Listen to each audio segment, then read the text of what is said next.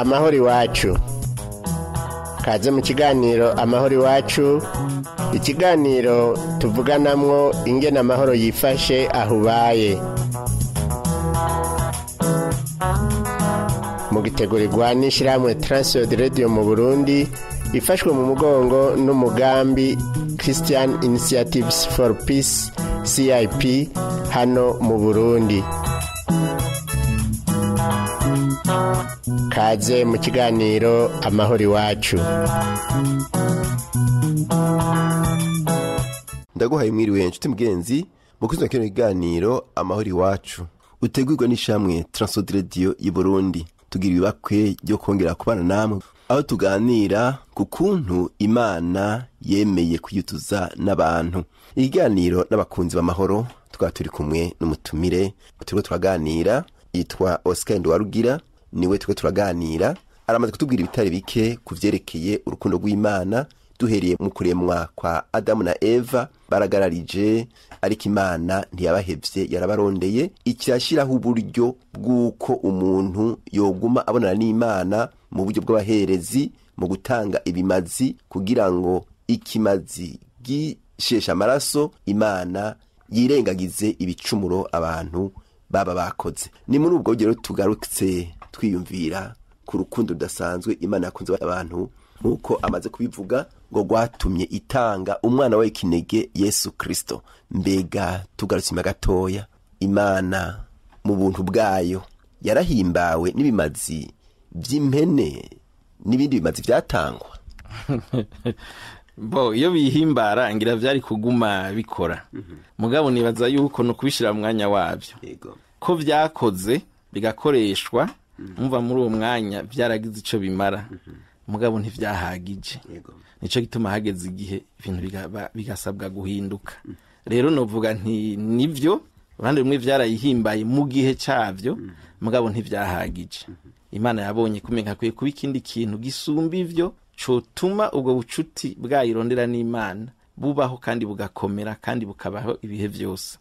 Kuko abaherezi nivyo barakora, mugabo hari aho bananigwa, hari aho vyabagora. Urazi ko nk'umuherezi mukuru hari naho yaja bakarinda kumushira kw'iminyororo, bagashira kw'inzogera, kuko bibaza bati arashobora gushikaho yakoze ivyaha na bimwe yari kudukorera ntibizoe gushoboka. Ca nibaza bisera akagwayo atarakora ivyo atereza gukora kugira bazoronka uwundi aza gukora. Urumva ko gwari urugendo rurerure, byari bari ibintu bitari ku vy'ukuri bihagije. Nico gituma rero nibaza ko uko vyakoze kose cari igihe cavyo, mugabo ntivyahagije. Nico catumye Imana yiyumvira ubundi buryo bwo gukora kugira ngo yihuze canke yuzuze n'umwana w'umuntu. Egome, hari ijambo twagumye gukoresha, Imana yiyuzuza n'abantu. Kubera ko tuvuga yuko ari abantu biyuzuza n'Imana, ko abantu aribo bacumura.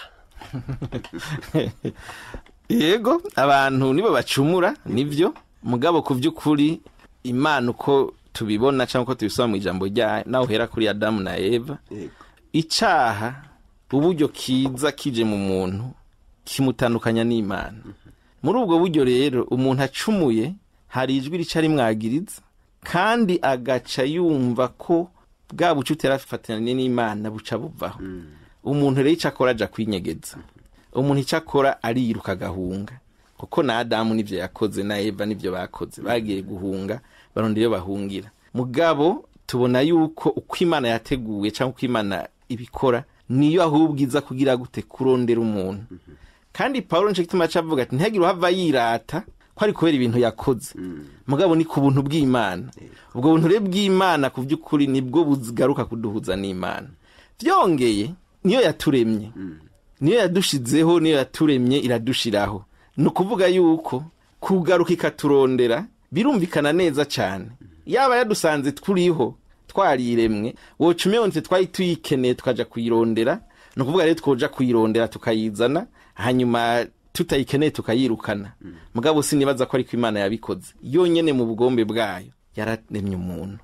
Imuremye umuntu rero nahacumura, yacumuye nuko ahunga. Mugabo Imana kubera ariyo yamuremye kandi mukunda, nigaruka kugira gute kumurondera.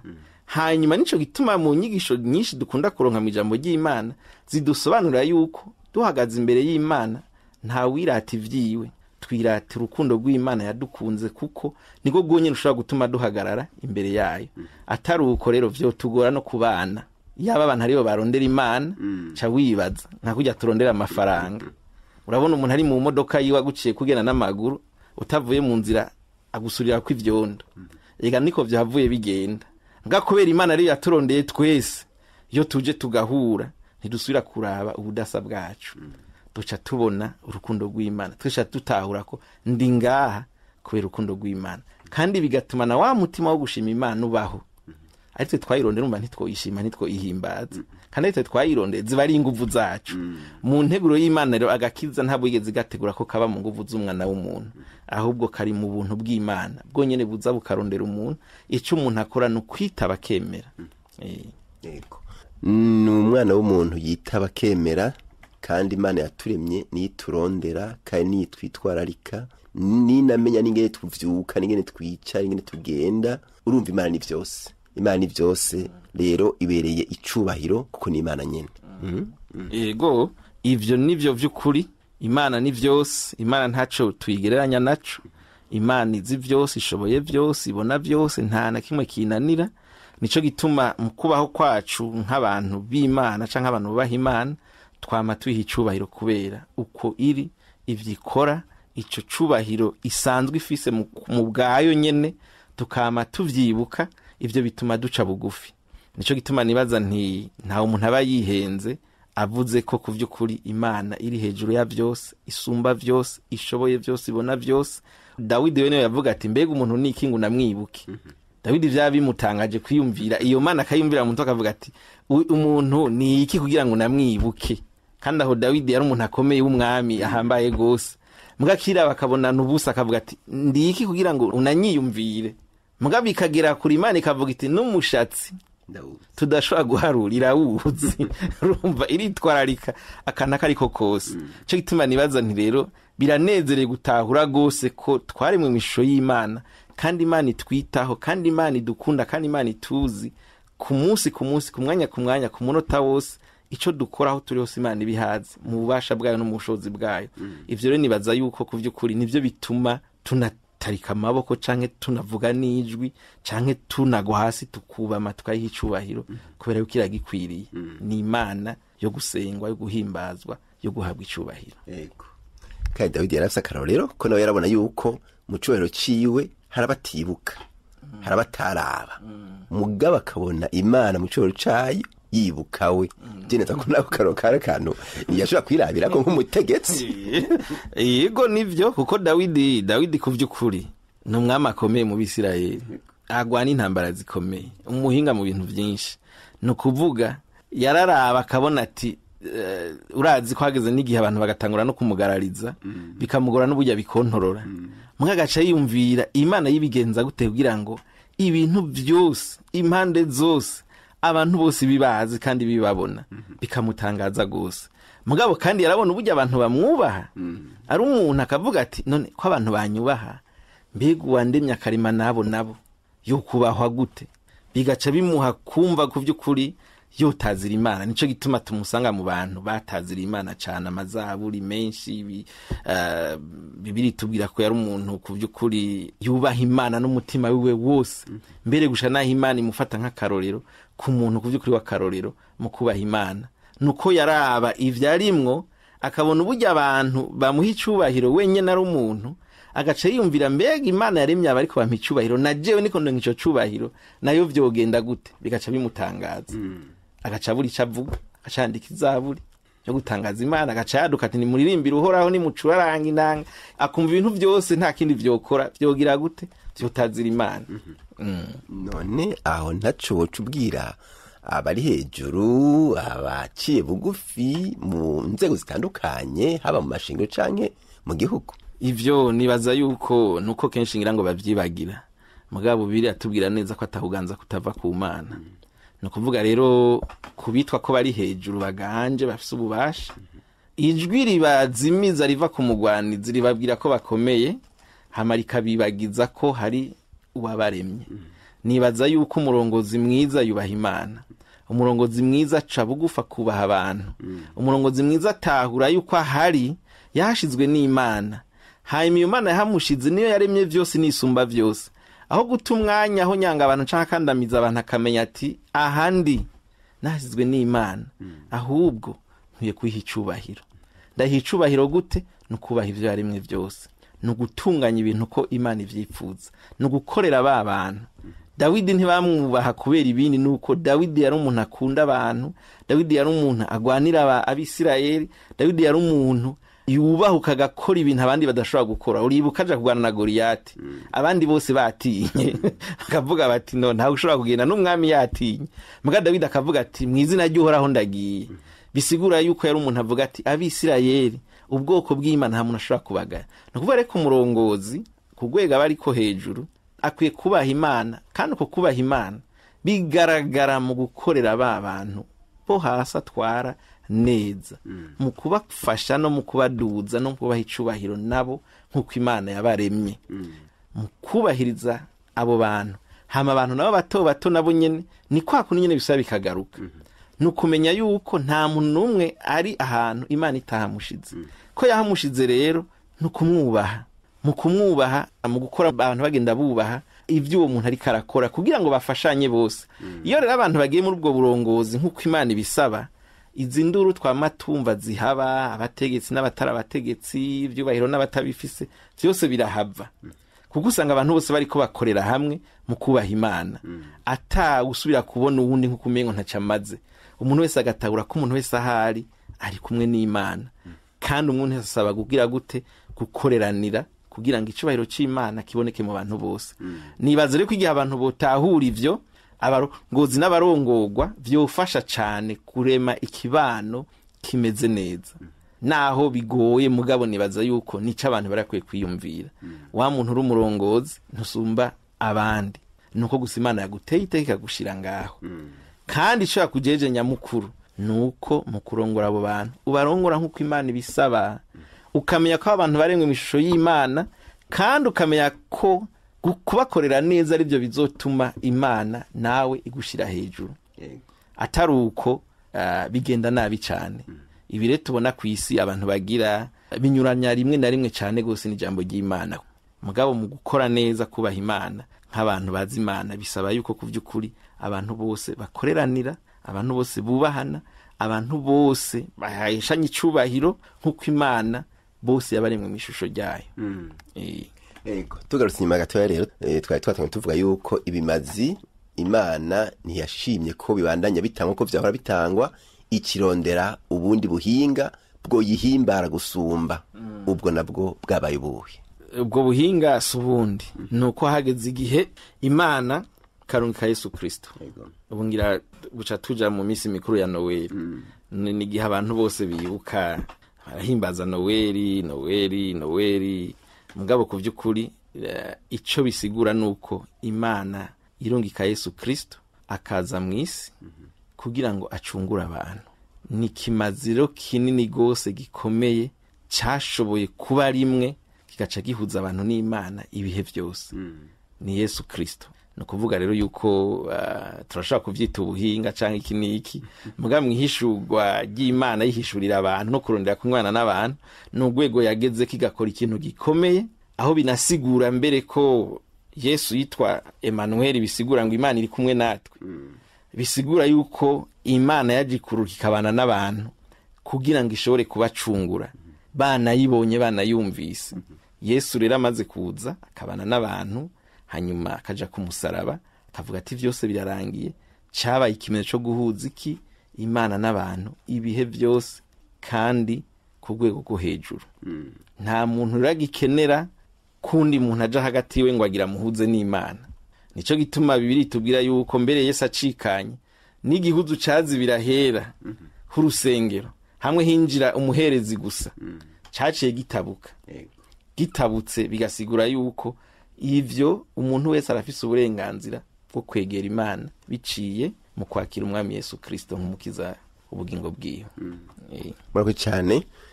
Binyibukije Imana igitanga amategeko iciye ku bahanuzi, ingene umunsi uri izina bagiye ku musozi Sinayi ngo haza ngo umwotsi urafunduka ngo imituragaro ngo imbeya z'umuriro ngo abantu bose barahunga bariruka rero uvuze yuko imana yagombye kuza kubana natwe kugira ngo itwihishurire, numva ari ikintu gikomeye cyane imana yadukoreye mu buryo budasanzwe. Sinzi ko nawe ari kubyumva.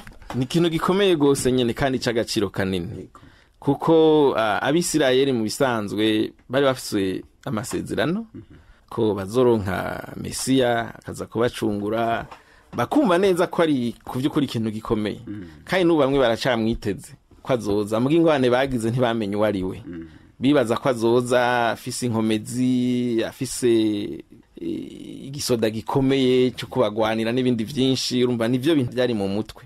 Mugabo mu nteguro y'Imana bitwereka ko yaje mu buryo buciye bugufi. Yesu yavukiye mu ruhongore, Yesu avukira i Nazareti, si ni Yerusalemu, ni Nazareti. Avukira mu muryango w'ababaji. Ababaji urazi uburyo nini wacu tutabaha agaciro kanini cyane. Bamwe mbere mu kumwanka bavuga ati se wa muhungu wa naka baza, umuntu yokwemera ko ivyo byavuzwe ari we byavuzwe ko ninde. Imana yaricishije bugufi, iruruka izibana natwe. No kuvuga yuko ni ikintu gikomeye gose, bigaruka muri gwa rukundo twavuga rutagira uko rungana. Ca wibaza Imana yaremye vyose, ikarema isi n'ijuru, ikaturema twese, izi vyose ishoboye vyose, gushika kubwo rugero guko iza mu buryo bworoshe gutyo bwo kuvukira mu ruhongore. Mugabo kandi arizo nkomezi nyene, ivyo bigakorwa kugira ngo abantu bashobore gutahura neza, bashobore kumva neza, ntibave bibatera n'ubwoba kujya vyabaye ku musozi bagahava biruka. Mugabo bikaba mu buryo bw'uko ahubwo umuntu wese ashobora kuza agakora, umwana ari mu ruhongore ndatoza kumuraba. Aha turafise ibitaro ngaha, abana bavukiyeyo utari kuri urwo udashobora kuja kubaraba. Muga turafise n'ibindi bitaro umuntu wese ashobora kwinjira ukabacakari kuko baraho ahandi hose. Muga hari bitaro winjiyemwo batavuye ngo hari umuntu canke hari udashobora kubimenya, kubera yuko hugaye neza, hubatse, ugasanga mbere hari n'abantu ku by'ukuri batakurangiye utamenye yuje. Mugabo Yesu we hari mu ruhongore, abungere n'abantu tudaha agaciro. Mugabo barashobora kugenda bagakora ko ati uyu muntu avukiye ngaha. Bamwe ntibamenye ko ariko bakora ku mano bwayo. Mugabo abandi barabimenya, bakamenya ati ibi ni bimwe byavugwa niko byagenze. Maze ko Mariya na Yosefu babazi neza bati Imana yarabivuze.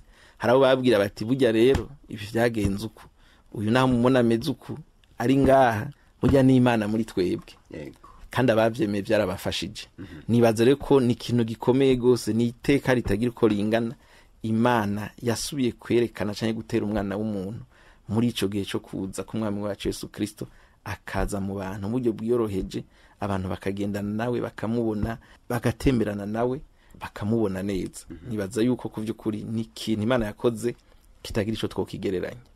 Muri ico nyene yakoze, Yesu yakoze igikorwa cyo kumenyekanisha Imana Data. Mbega hari inzego yaravye canke yabwiye abantu bose? Yesu nta nzego yaravye, kuko Yesu nyene uko kuntu yaje turavye ico Bibiri tubwira, yari umuntu yagendana n'abantu bose kandi yaca hose. Turamubona ari mu isinagoga ari kumwe n'abaherezi, tukamubona ari mu isoko, tukamubona ari mu ibarabara, tukamubona ari kumwe n'abantu ruhebwanwe bavuga bati aba ntaco twovugana. Turanamubona asangira n'abanyabyaha, turanamubona ari ahantu hose. Nukuvuga Yesu rero nibaza ko imice yose y'abantu babaho yose yarayimenyesheje, yose yarayibwiye. Bisigura ko ijambo ry'Imana canke ubutumwa bwiza ntibuharura nubwo abantu bose. Yesu ivyo yaravyerekanye kugira ntagiye n'uzova ngo je ntavyo numvise. Na Herodi yari umuntu akomeye gose, yarabimenye. Nta numwe ratashoye kubimenya ku buryo bw'uko yovuga ngo jewe ngo ntivyandaba. Yesu ku by'ukuri mu gukora kwiwe, mu kugenda kwiwe, tumubona agendera imice yose. No muri mariage yaragiye. Muri sociale imwe nyene yo hasi, ubugeni. Bayigitangaza ca mbere Bibiri atubwira ko yagikoze ari mu bugeni. No kuri wapfuye yaragiye. Uravyumva nta namwe atagiye, abagwaye iki mwibarabara. Tubona abantu bose Yesu yarabagendeye. Ahantu hose yarahashitse. Nta muntu umwe yovuga ngo rero sinumvise. Abaherezi baravuganye nawe, abategetsi bakomeye bitwa ko bakomeye muri ico gihe bose barabonanye nawe. None uno munsi mbe hari umuntu arengeye ubutumwa bwiza? umuntu yavuga ko arengeye ubutumwa bwiza ngira nuwapfuye nubwo umuntu ariho akomeye sinaza ko aravuga ngo aradenge ubutumwa bwiza ko ubutumwa bwiza ni Imana kandi Imana nayo nta muntu yoyigereranya nayo bakomeye gute kuko bimwe bavuga uti harakana Imana yibikiye canke iki niki abantu bamaze gucumura urupfu rukaza umuntu naho bakomeye gute naho bangana gute turabona iyo urupfu rugeze abantu bose baratekereza naho bakomeye bangana gute no kuvuga bisigura yuko gomba ukomere umuntu akomeye gute ari ibintu bigusiga kuko nturi Imana bisigura reko munsi y'Imana umuntu agiye guca bugufi nta numwe yovuga ngo ararengeye Imana cyangwa ararengeye ubutumwa bwiza ahubwo umuntu wese kugwega ariko yarakwiye kubwakira kuko buca butuma abo umuntu akwiyameze neza abo umuntu nimba yarakomeye acakomera ahubwo neza kuko gukomera burya no gukora ibintu byiza gukomera no gukora ibintu bibereye no kuvuga gukomera si hajya ahantu umuntu abari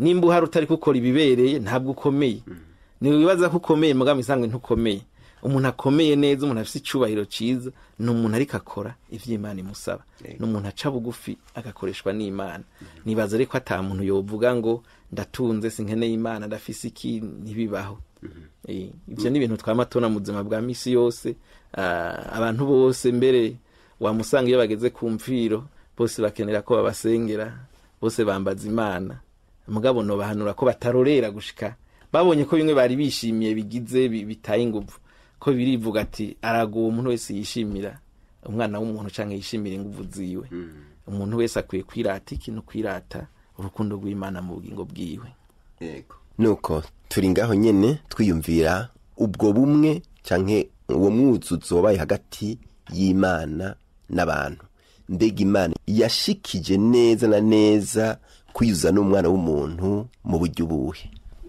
no kuvuga yuko Imana imaze kwiyumvira igashiraho igihe cyo kurungika Yesu Kristo akaza mu isi tubisigura muri ayo majambo muga turazi neza ko ari Imana yenyene ubwayo yiziye hanyuma kagera igihe Yesu akavugana n'abantu kagera igihe aja ku musaraba akabambwa kubambwa kwiwe ku musaraba cabaye ikimenyetso yuko abaye ikimazi gitangiwe abantu bose atari abayuda gusa abisirayeli gusa atari abantu bakemwa abantu bose ku buryo bw'uko umuntu wese azokwizera ico kintu Yesu Kristo akoze azoteza kwemegwa nk'umwana w'Imana no kuvuga rero muri ubwo buryo muri yo uko kuja ku musaraba k'umwami Yesu Kristo cabaye ikimenyetso c'uko abantu bose baronse uburenganzira bwo kwemegwa n'Imana baronse urufunguzo canke inzira yo gushobora gushikira Imana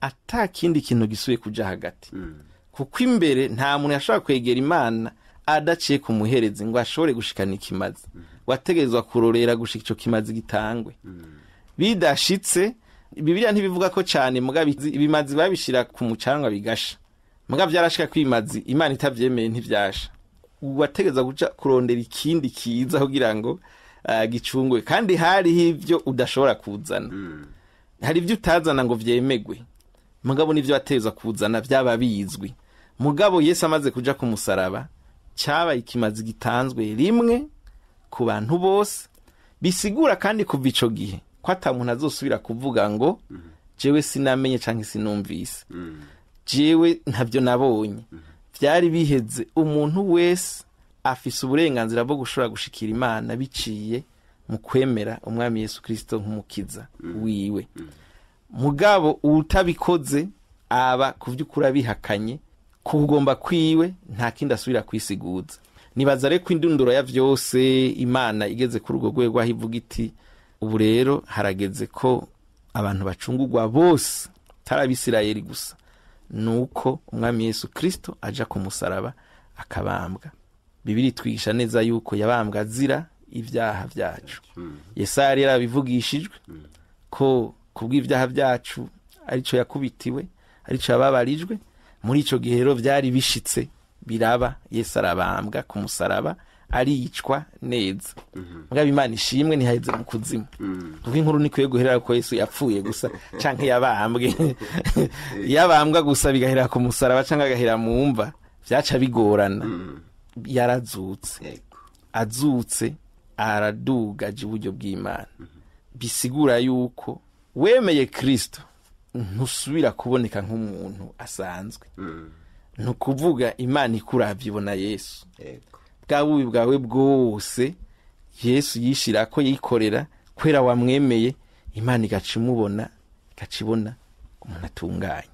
Urumva ariko Yesu ikintu yakoze ni ikintu gikomeye gose, gituma umuntu wese uko ari kose mu gihe amwemeye ashobora kwemerwa n'Imana ahari hose. Imbere yaho utari umuyahudi ntivyakunda. Naho nyene si umuyahudi gusa wateza gushikira umuherezi. Umuherezi ukazana intama cyangwa ukazana inuma, kagenda kayishikana, hama ikemegwa, ugacubona kwemerwa ko hariwe ushobora kubana n'Imana. Mugubu Yesu amaze kuza akabana natwe, hanyuma akaja ku musaraba, agaca iyo nzira, bwa bucuti originale bwari buri mu itango rya Edeni bwaciye buba nk'ubugarutse. Kuvuga aho umuntu wese ari ashobora kunezererwa Imana, akaba mu Mana hari hose umwanya wari wose. Murakoze cyane. Turumva yuko ikomena yakoze igikorwa gikomeye cyane cyatumye iruka Kristo Yesu, kuko ryaje mu tubwiye bavuze ngo kuko urukundo Imana yakunze bari mu isi niko rwatumye itanga umwana wawe kinege, kugira ngo umwizera wese ntazapfe rubi ariko ahabwe ubugingo budashira. Ari ijambo rivuga ngo ntazapfe rubi, kandi rirakomeye cyane. Toya dukengurukire rero umutumire wacu yadufashije kuremesha kino iganiro. Turakenguruki natwe turabashimiye ko namwe adutumiye. Akaba yari Oscar Ndowarugira. Tukadukenguruke nawe warutse yompi, tuze neza ko wafashwe n'ibiganiro aho uri. Imana iguhezagire.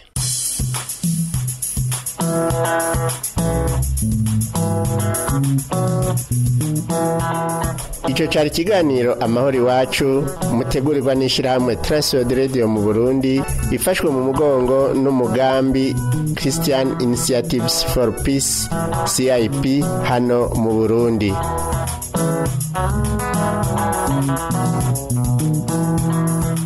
Ukaba nawe ugomba kutubaza cyangwa kutwunganira, utwandikire cyangwa udutelefone wanditse ukoresha agasanduku ka posta 1140 i Bujumbura, canke email twrburundi@gmail.com, canke naho ukatwandikira ubutumwa bugufi kuri telefone ngendanwa inomero 79 387 199 79 387 199. Iyo telefone urashaka no kuyitwandikirako kuri WhatsApp. Mu masaha y'akazi ushobora kudutelefona kuri telefone yo mu biro inomero 22 24 26 57. Tukaba tukwikebanuye tukwifuriza amahoro ahubaye naho ubutaha.